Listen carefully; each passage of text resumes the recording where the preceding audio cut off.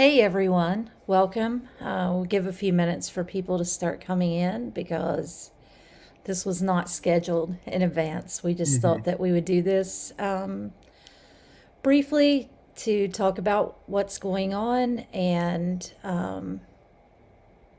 see, we got two people in so far. We'll give it another minute or two. Alrighty. But last week we put out a call for autistic illustrators, and we were going to hire one person. Mm.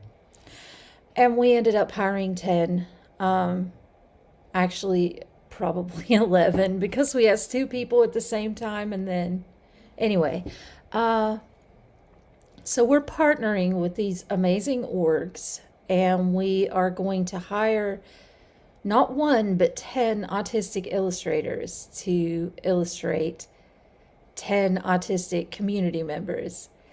And we're going to do that. As we lead up to a webinar that we're doing next month with an autistic academic and historian named Trey Ventor. We absolutely love Trey. He's written some really long and detailed articles that are on our website, and this is going to be a lot of fun. It's looking at autism as a parable. XMen, Marvel's X-Men as a parable for neurodivergence.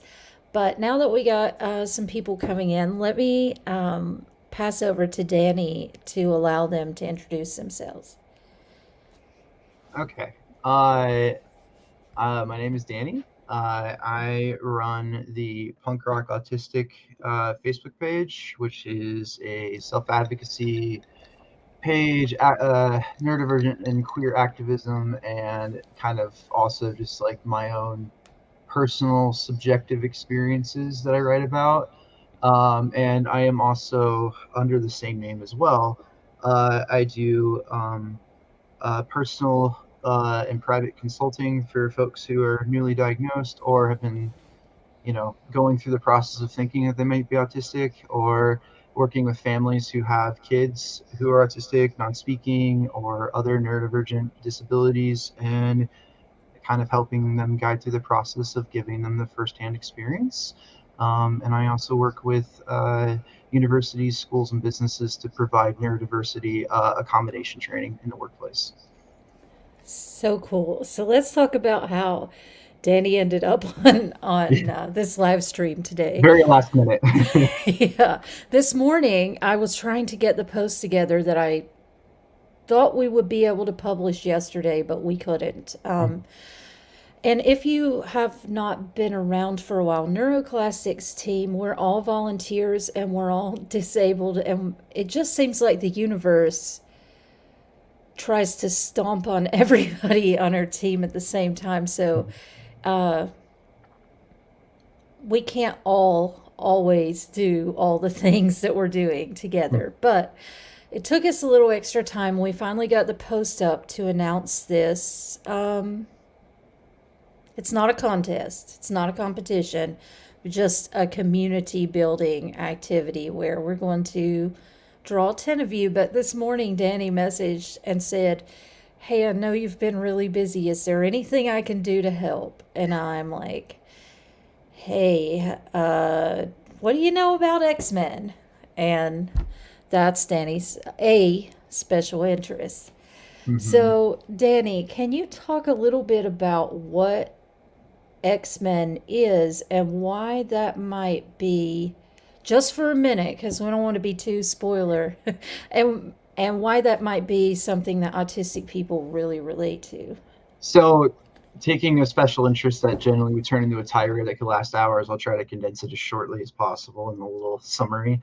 Um, it's funny because I'm actually looking at like my collection of comics all right here. I've got hundreds of trades that are just full of X-Men and Marvel stuff. But X-Men is a was a series. It was originally as a series that kind of like spinned off of other comics, because it's usually how they introduce new heroes, is that they will include them in an issue and then gradually they'll become their own franchise within the series.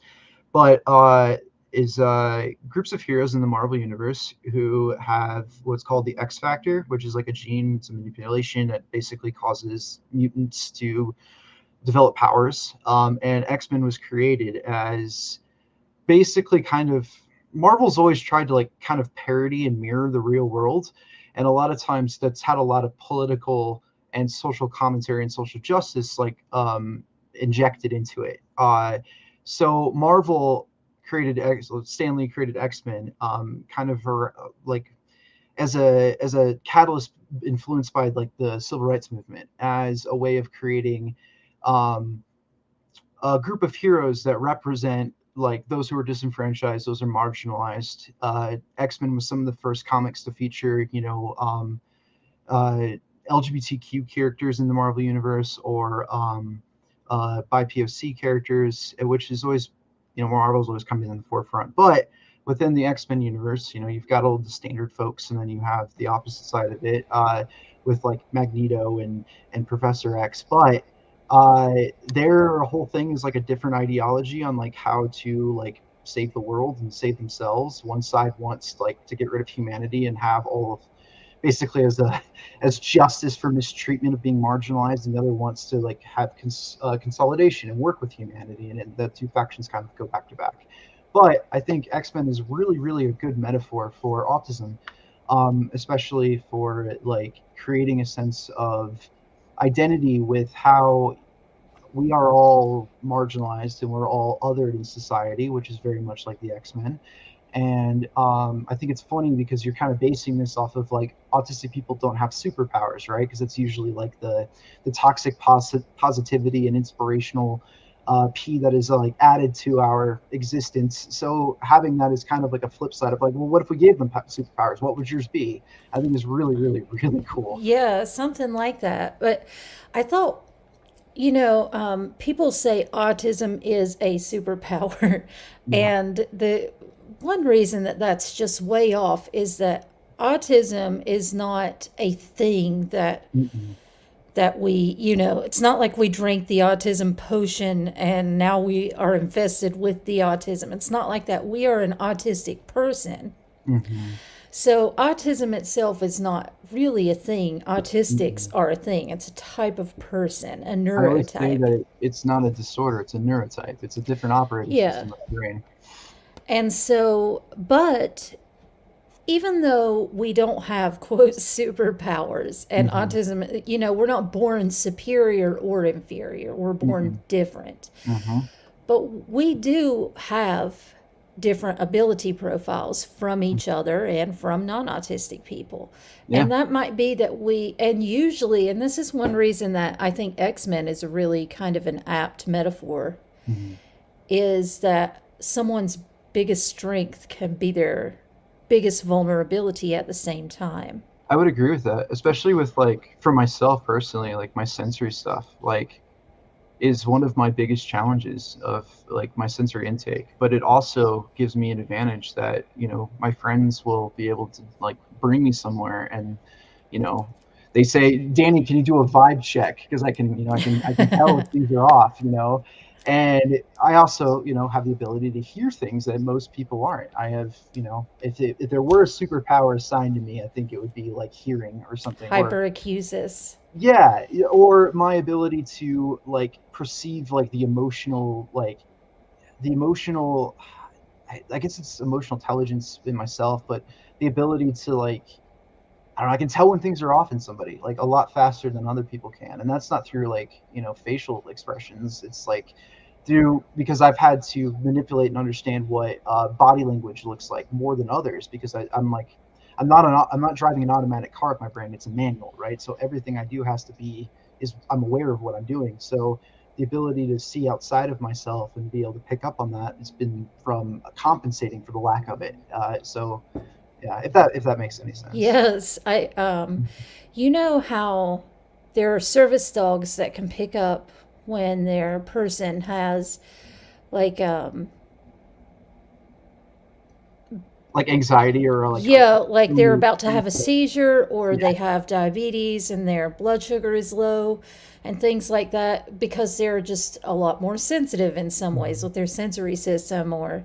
whatever. I feel like I'm that person, you I'm the know. same way, yeah. And watching, I'm not a comic person. Mhm. I am the stereotypical autistic that only likes nonfiction and fiction that looks realistic. So Yeah. I haven't seen a lot of anything related to comics or fantasy or Mhm. superheroes.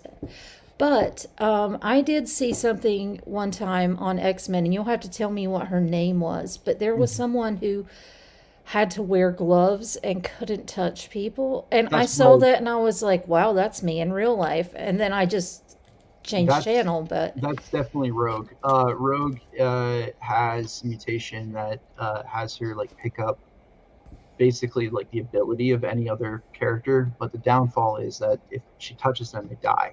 So her whole thing is that she usually pairs herself up with Wolverine because he's invincible because he's got this like healing factor. So she'll like pick up his abilities, and there's been all sorts of different things throughout the comics. But yeah, Rogue is really cool, and it's funny that you mention her because she's weird. Like in a lot of iterations of the comics, there's like almost like a little bit of autistic coding in her because her like I don't know, her social factor because she's like she can't touch people. She's like drawn kind of further away from others, so she's very introspective.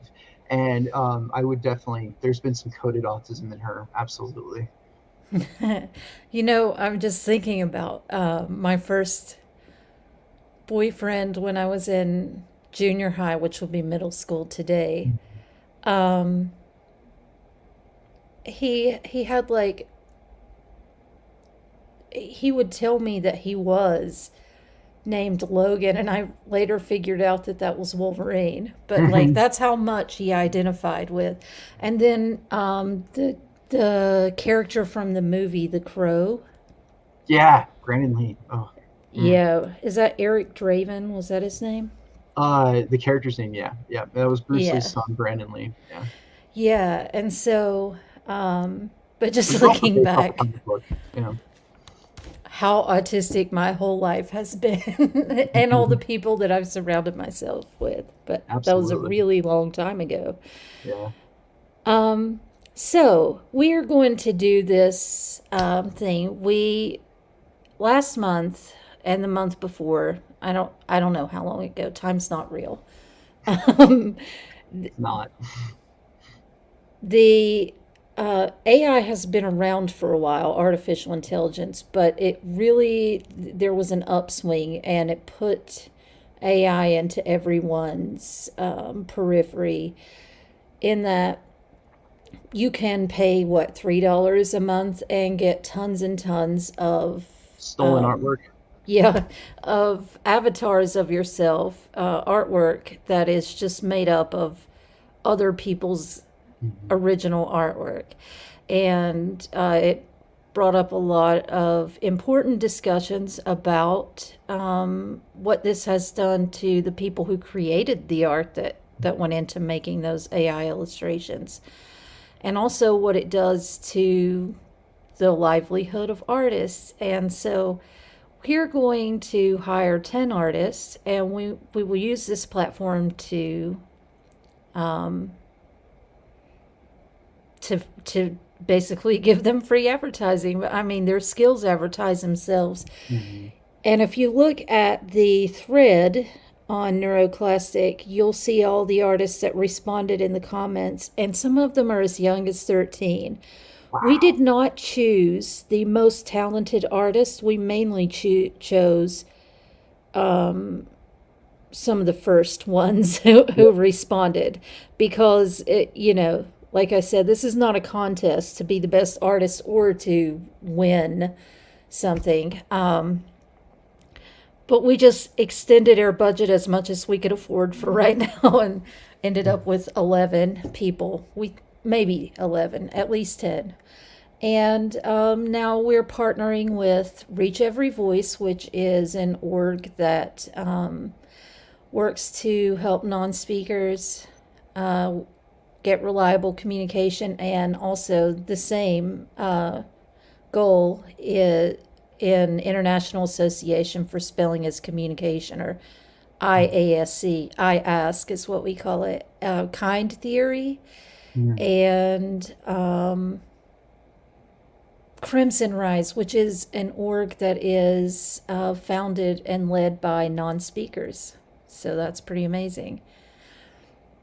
It's funny that you mentioned that, because I just made a post recently talking about how, all of our advocacy is generally, overtaken by white cishet speaking people, and I posted like, hey, spellers and non-speakers, please let me know your pages so that we can kind of boost you and give you more exposure.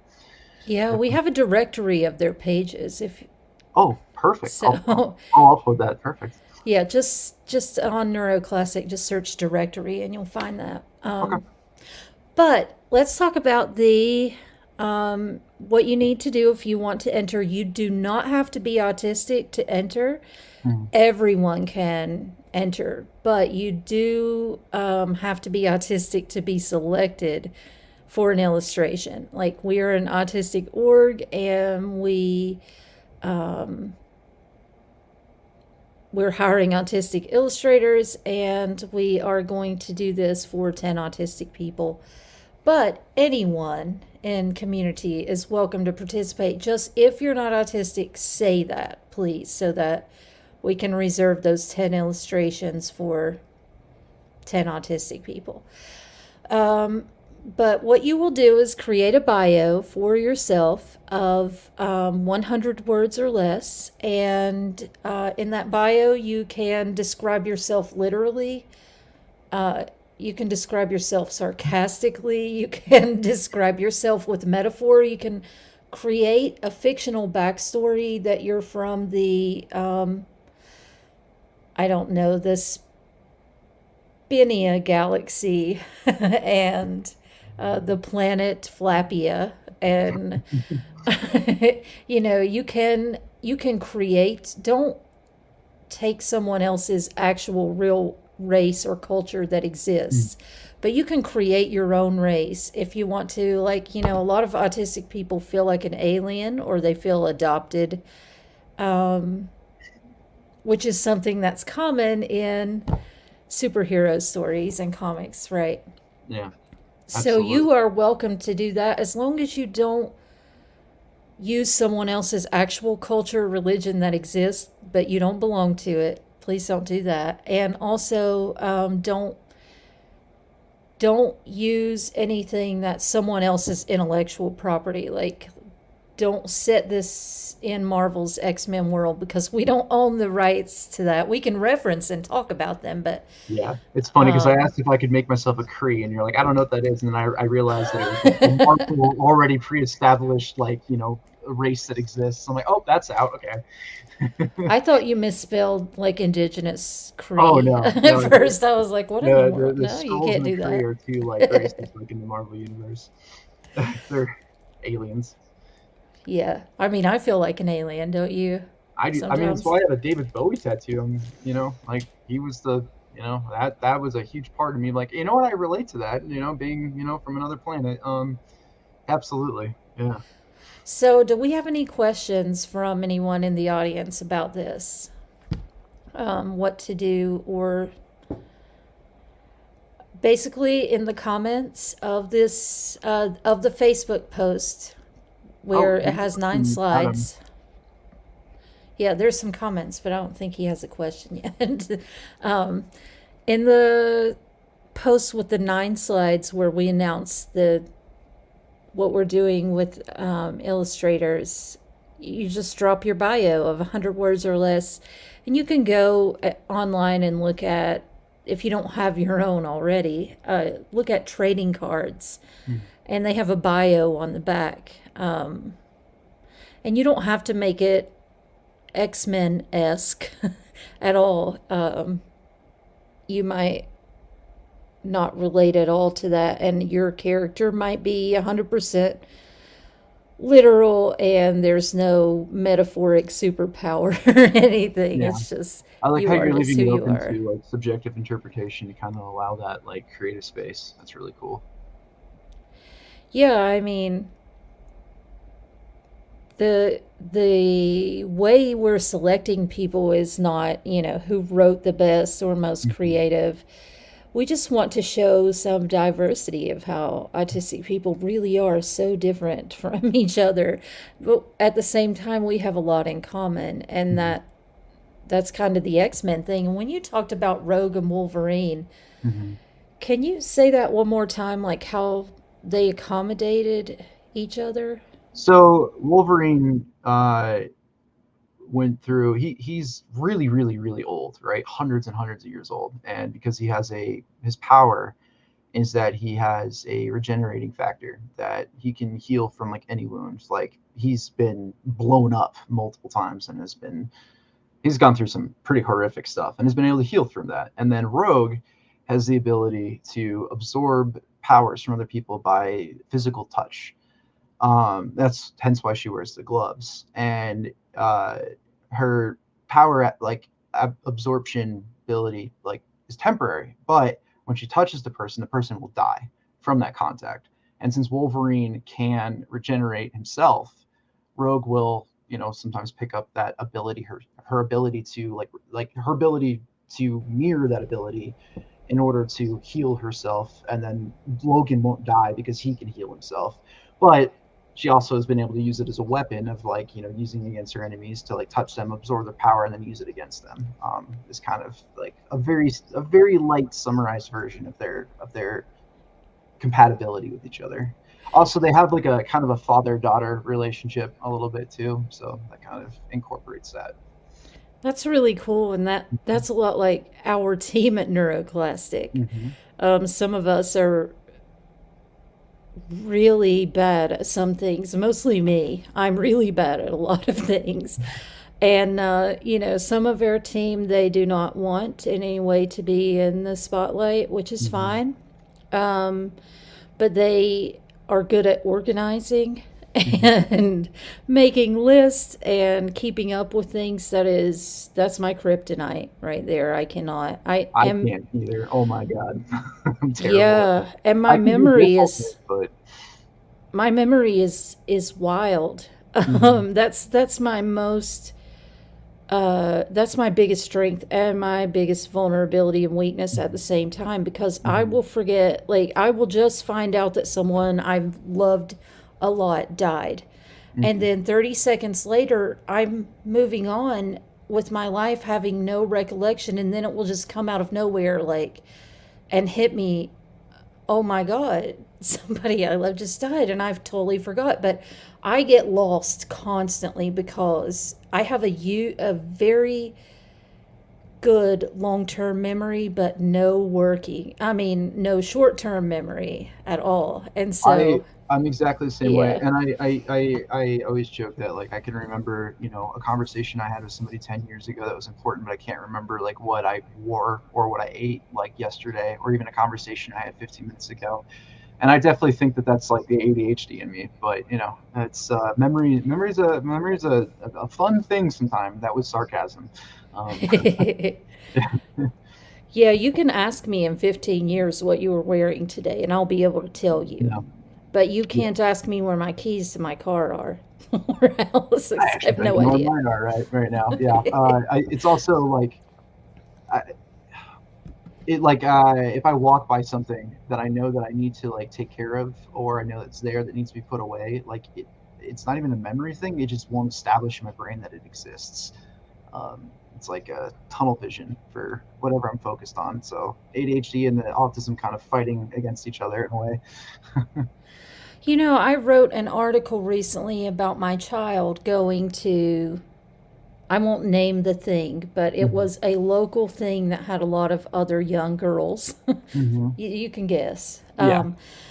And everything they did just about was extremely easy for most kids, but it accidentally left her marginalized in the literal margins Mm-hmm. the entire time. And now she doesn't want to go back, even though nothing overtly traumatic happened.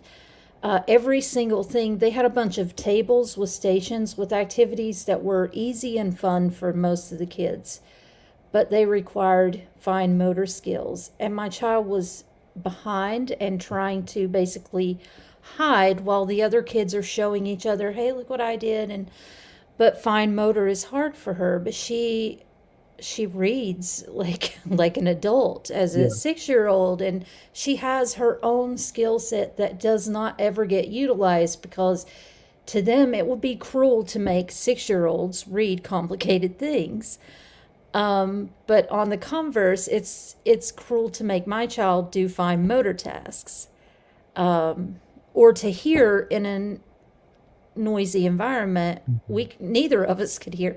They gave everyone bells, like jingle bells, at the beginning of this event, Mhm. and you got 200 people in one space with a bell. Oh, Most of them young children, yeah. and that just that just meant my child and I were completely unable to Mhm. hear or understand anything that we heard the whole time. So she was always the last one done. So when they moved to the new table, she had to sit on the far outside edge Mhm. because that was the only seat left. And she already couldn't hear, she couldn't read lips because she was sitting on the far, and the instructor wasn't looking at her because she was late to each table. And so it's kind of like that in that, no, she doesn't have a superpower. She just has different abilities. But Yeah. from childhood, it's these subtle things that, or sometimes big things, Yeah. that are different, but we usually don't get a place to use what we are good at. Well, I've been saying this forever, but like, autistic people generally thrive when they're, in control of their own environment, like definitely like social model disability. But I also think that like, we've been forced to accommodate the majority our entire life, that when we ask for a little bit of accommodations on our end, it's not met. And it's like us who has to do the accommodations. I can definitely relate to the experience of you and your daughter in that scenario. That would be horrific for me as well. Yeah. Oh, very overwhelming. It's funny. I think that the superpower thing is really a microaggression, is like, and it's not. I think a lot of people don't recognize that it is something that like we could perceive as insulting, like any disabled person would. It's like, oh, you're an inspiration. It's like, no, I don't want to be. I just want to be treated with accommodations and like respect. I don't need to be put on a pedestal with like some superpower, you know? Right. But at the same time, we do need to be like, there are so many times that I can do things most people can't do Yeah. because of my memory and pattern recognition. Uh-huh. So I can I don't sleep hardly Mm. ever, maybe an average 2 to 3 hours a night. And Relatable. I read, hundreds of pages worth of material every single day of my life. Hmm. And I can remember all of that. Wow. And my pattern recognition is really good. So sometimes I can be super helpful in a way that, I can't draw, I can't sing, I can barely walk. And if I do, I'm probably going to trip over my own feet or stub something. And Hmm. sometimes I need help putting a shirt on. But my memory and pattern recognition together can make me really good at doing things like when we work court cases and we support people and they have, thousands and thousands of pages of discovery, and I can Hmm. remember all of it and be like, oh, wait, what about this thing that happened on this? And so I've been actually effective at getting people out of prison for crimes they never committed, just because one person with a memory like mine can do more than a team of 100 people in 1,000 hours if you just give me 5 hours and some space. That's That's not a incredible. superpower. No, but it's something that should be utilized. It's Right, but something that there's should be no expected. jobs out there that say, hey, do you have a memory that works like this? Because we could really use somebody like you or whatever. Yeah. And I can't do 99.9% of things at most jobs because there's too much transition time and I just freak out and shut down. And I have Hmm. cataplexy. I'll just drop like a sack of potatoes if I get too overwhelmed, or I I have no totally understand. vestibular stability. So if Yeah. things are loud and too busy, I'll start getting dizzy and have to sit on the ground, like Hmm. so many things. So I always felt like an alien. I can't believe that I wasn't diagnosed in childhood, but I guess the 80s and 90s were. Yeah, I'm surprised that, growing in, classrooms that were excluded from the rest of my peers and having an IEP, I'm really surprised that I wasn't diagnosed younger too. Because when I walked in, I self-diagnosed at 25, went in and got a formal diagnosis at 27, and it took 10 minutes of like the therapist to look at me and be like, "Oh yeah, how did they miss that?" Like almost immediately, she's like, what? Yeah, you don't even need to self-diagnose. You're good. Like, don't worry about it. We got you." And it gave me definitely a lot of answers of feeling like that alien, and a lot of that was like a social factor of being, always the weird kid, and like growing up when I was older with the punk rock thing, I definitely held on to the weird as much as I could with the crazy hair I had and the studded jackets. I was the first kid in my high school to have tattoos, like I definitely I held it close. And now I think it's great that we can, we're building a community and a social like awareness that we are weird and that's okay. That we're only weird because we're like something outside of the norm, right? But now, like the conversation is growing, and it's like, oh, that's what 1 in 38 people. It's really not all that weird. Yeah. And, we talk about why is the autism rate rising and people call it an epidemic or whatever, but I think the internet It's just happened. vaccines. It's vaccines, Sarah. It is. Yeah, it's the internet because now all those like loners who weren't at the club and doing the big busy social things are finding each other in like Hmm. that forum that's for people who really love train schedules or whatever on the internet that so we're breeding and And it's we're hereditary, and I we really do believe that there are more autistics today because of more the autistics are internet finding a couple. existing, and now we can find each other a lot easier. I And agree. yeah, There's because I I I I was gonna make a joke that a couple of months ago I got my another booster shot, and when I was getting it, I made a joke to my doctor that he was leveling up my autism, and he did he was like offended by that. He's like, "That's not funny," and I looked at him. I'm like, Look at me for 5 minutes. Watch me flap my hands. I had my noise canceling headphones on. I had sunglasses on inside of the place, and I had like a fidget toy in my hands. And he's like, "Oh wait, you're being serious?" And I'm like, "No, I'm not being serious. I'm joking. I'm already autistic. You don't." And he's like, "Okay, that makes sense." I think that that's a really good point about how there's not it's not an epidemic. I think that it's definitely, autistic people are finding other autistic people through their own means, and they're like, "Oh, hey, let's make autistic babies," and then those babies become autistic, and more people become more autistic.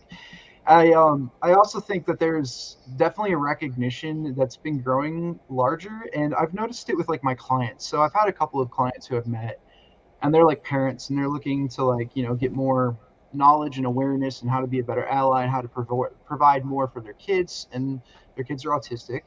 And I was sitting in an IEP meeting actually with one of my clients and their kid, and I was like monitoring like kind of the situation because I have a very like I when I'm in a social situation I observe everything. I pick up on all the facial expressions, which is kind of like I know it's kind of like the stereotype that we can't read faces, that we can't do these certain social things, but I think that mine is like to an extreme on the other end of the polarity. And I noticed something like in the parents. And after the IEP meeting, I had a conversation with them, and I asked them, like, "Have you guys ever considered like maybe looking into diagnosis yourself?" And I saw a light turn on, and they're like, "Wait, really?" And I'm like, "Yeah, yeah, dude, you're spicy, like you got it." Like, and he's like, "Okay, I'll look into it." And then he started doing some research, and he's like, "Oh my God, you're right." And then is now seeking diagnosis, and now his parents, the grandparents, are looking into it now too. That's Um, amazing. yeah, yeah, it's pretty cool. Yeah, and I saw that a lot with and in hindsight too, because I used to be a teacher. Yeah. Okay, so vexatious ADHD says, I will never release my Magneto was right shirt. I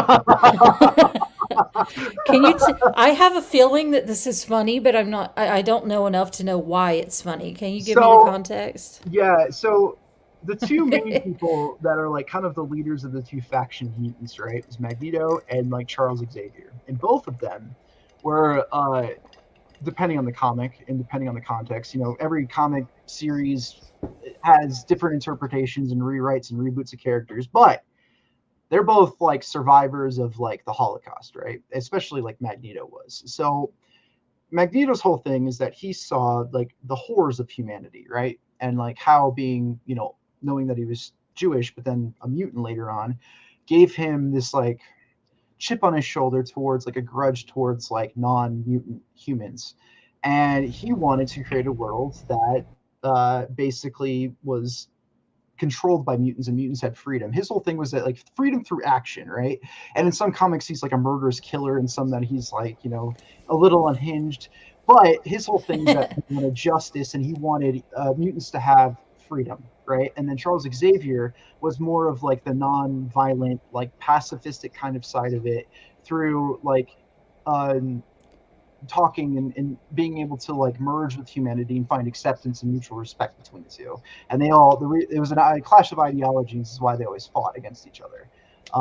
So Magneto was like a separatist, basically, and kind of like an anti-hero. Yeah, and he has a lot Yeah. of teeth in character. His whole thing was that he wanted like he thought that violence was a means to an end, and that he either wanted complete Was he like freedom, Skeletor?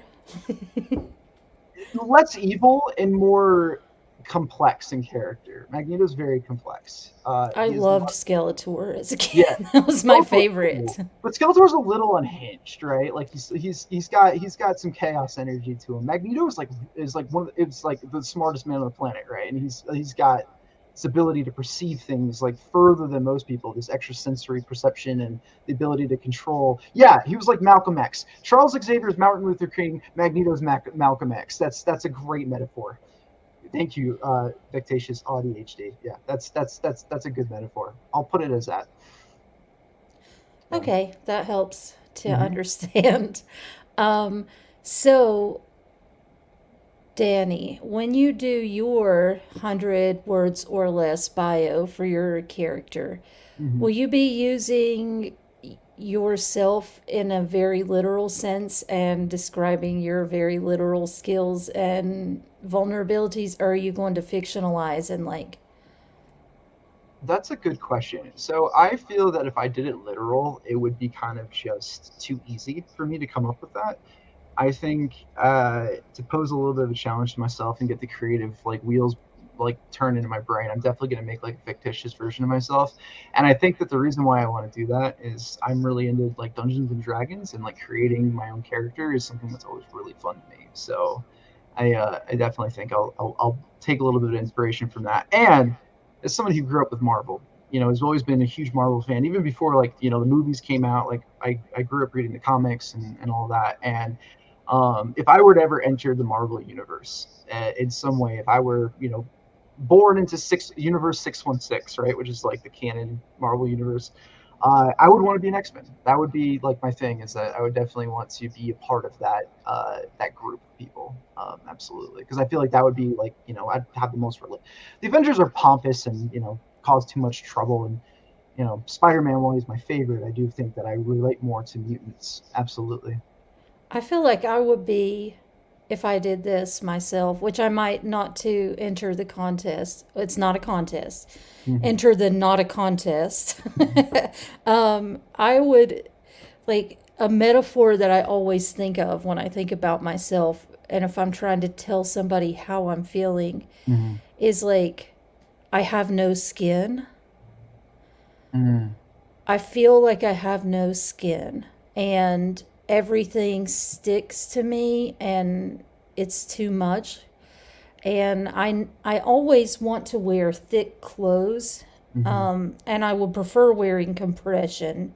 Like I would like to wear a scuba suit or something, Yeah. like scuba diving gear or something under my other clothes, and wear like thick hoodies in the summer, even if I could stand the Mm-hmm. heat, but I can't stand heat. But I feel like if I don't do that, I just can't stand like the movement of air over my skin is just too much for me. I get that. Mine's similar to that. I always say that I have bees under my skin, and that might be because of my chronic nerve pain, but also because my sensory intake is so high that I always feel like my skin's on fire. So I'm definitely, Same. yeah. And I definitely like. I don't like wearing super baggy clothes. Like I will like the younger generation can peel my skinny jeans off of my dead body, right? I will wear them until I die. But for me, it's not just like a fashion thing. It's also just comfortable. I like wearing tight fitting clothing. I like to feel compressed. If that means that I'm going to look like a 35-year-old emo kid, I'm okay with that. Whatever. I'm comfy.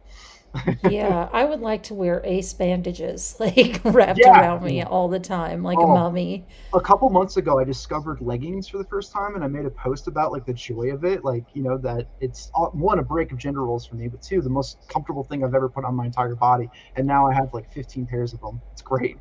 I can't even wear leggings unless they were under other things. I prefer like Yeah, jeans and I not get that. stretchy jeans either, like Hmm. the old school kind that are like just, you have to buy exactly the right size because they don't stretch at all.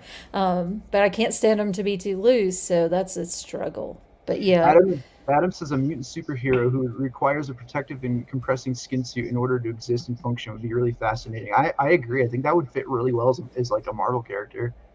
yeah, I was thinking also like I feel like I would be some kind of like hybrid species that might be Hmm. a little bit bear wolf and live in a cave, or Nice. Yeah. I would be a lighthouse keeper, something super As long as like isolated. Willem Dafoe and Robert Pattinson lived with you in that lighthouse. I have no idea who those people are. Oh, it's a movie, The Lighthouse. So sorry, that's like Oh, sorry. I I've think. never and that's another thing. I won't know any social, like pop culture references, Mhm. even the other comics, because I've lived in a cave. I get that. I think for me, making my fictitious character, I've always related to Spider-Man a lot. I mean, like I've got little figures of him everywhere. This is Spider Punk. It's punk rocker Spider-Man. It's got New York hardcore on his back, which I love. Um, Fitting for me.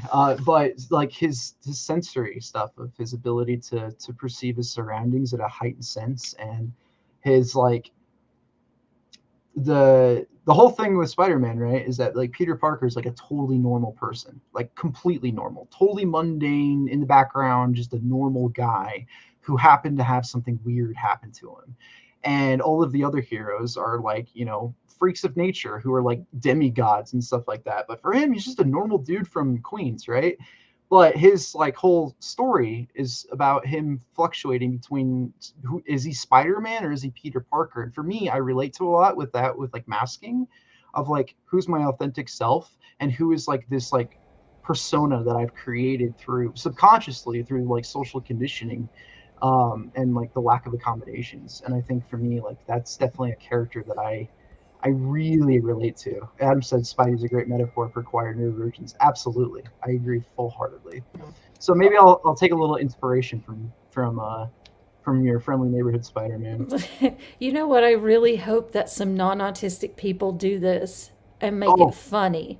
Like yeah, their superpowers are things like eye contact and being on time and keeping a schedule and being able to eat any food or wear any clothing without oh my uh, goodness, yes.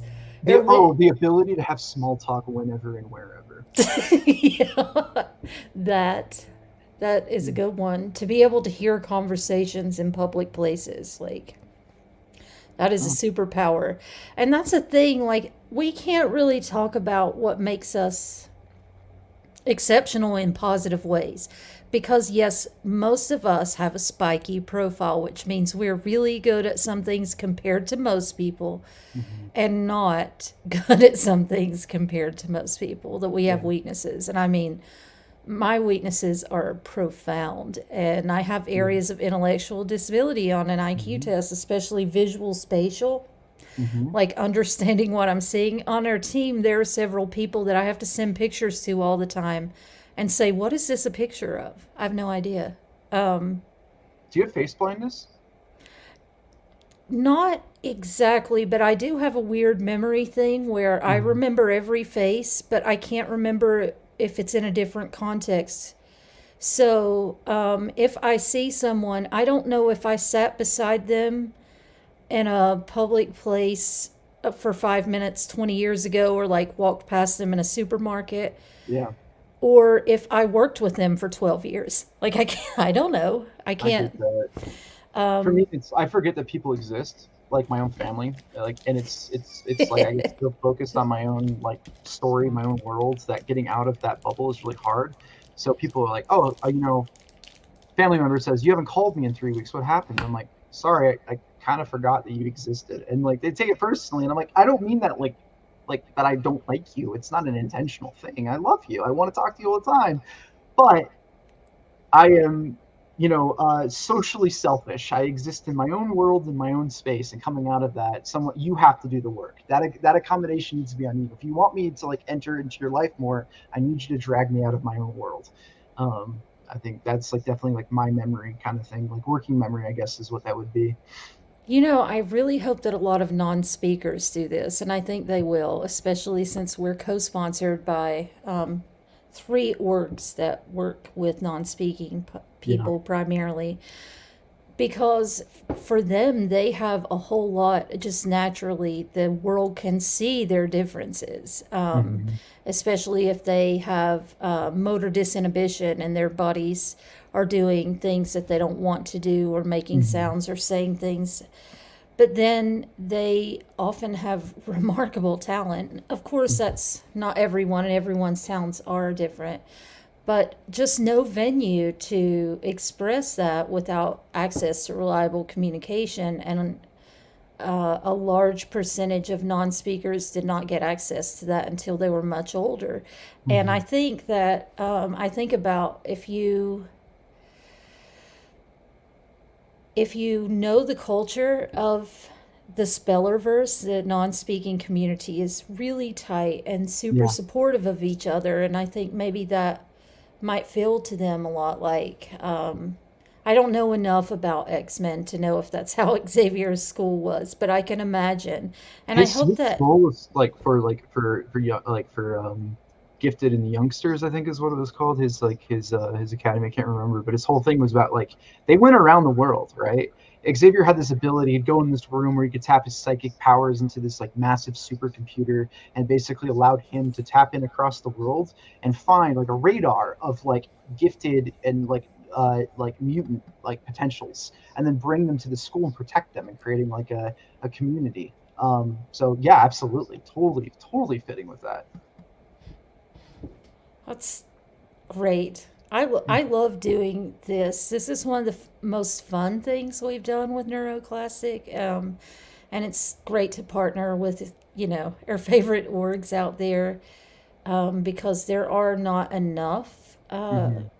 orgs that are either autistic led or autistic informed and working primarily with autistics to respond to us the way that we ask and need. And so it's not wrong for non autistic people to found and lead organizations as long as they are, Hiring autistic people to do the work. yes, and doing what we actually need and Mhm. listening to us, which that would be like International Association for Spelling and Communication. I love them so much. And Elizabeth Vossler is ADHD and she is neurodivergent, but also she just really an amazing accomplice to our community. So, I've worked with them before, way in the past, when I've worked with clients who are spellers, to get like AAC available for them and stuff. So great organization.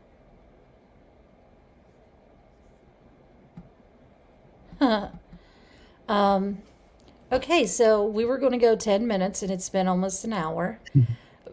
Told you I would. I you told you. I you told you it's not did. even You 10 called minutes. it. Maybe you can put psychic on your. I was Um, thinking about it. Yeah. and my inability completely to feel or perceive the passage of time or estimate how long something will take if it's going to be 2 minutes or 2 hours is like one of my biggest weaknesses. I have that exact same weakness. I call it time blindness. It is, and I Mm-hmm. think it's something, it's one of the agnosias. The Mm-hmm. inability to process the passage of time is an agnosia that happens to autistic people and people with traumatic brain injury, Oh, mostly, but I didn't know also there was a name can. for it, Yeah, I think it has the word cron in it, and which would make sense with time. Yeah. yeah, we're gonna do a post in the near future about the agnosias because those are really kind of the they would be good for this specific Mm-hmm. thing. We'll run this for a week and then we'll give the illustrators a week. And Mm-hmm. our pinned posts, we have 3 pinned posts. One is for a live stream tomorrow with Misha Nicholas, who is an amazing scientist who's trying to get to Hurricane Island. There's a nonprofit that's sponsoring some leaders from each continent. And so Misha is in the North American, in the running in North America to get a scholarship to go and develop a curriculum on sustainability for other neurodivergent kids. Mm-hmm. And Misha is autistic and ADHD herself. And she's got an amazing work history, but just not just in environmentalism and sustainability, but lots of amazing intersections in Mm-hmm. her work. So she's just a remarkable person. But we need the community to vote for Misha. So you can check our pinned post if you want to join us tomorrow on that live stream. Um, and then the webinar with Trey Ventor that is going to explore autism and broader neurodivergence in the lens of X-Men is February 22nd, and that is a pinned post. It's free. You're allowed to do an optional donation, but don't do that if you don't, or it will cause any strain. Just come and enjoy it. And yeah, so check our pinned posts.